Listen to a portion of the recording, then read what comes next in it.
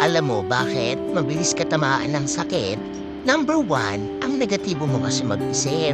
Baba na nga ang immune system mo, dinagdagan mo pa ng negative mindset. So paano magagaling yan? Paano ka magkakaroon ng magandang pangamalusugan?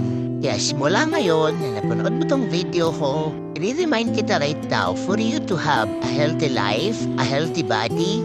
Kailangan meron kang positibong pag-iisip para mas lalong lumakas yung immune system mo para healthy ka everyday. Kasi pag healthy ka everyday, madami kang magagawa. Madami kang matatapos sa project. Kaya mo harapin lahat ng challenges sa buhay. Okay? Kaya apply mo itong mga sinasabi ko, makakatulog to sa'yo. Sa ito pa rin, lagi yung sinasabi, taasan mo yung tinatawag natin na attitude of gratitude. Everyday, araw-alawin mo, magbabago buhay mo. Niwala ka sa akin.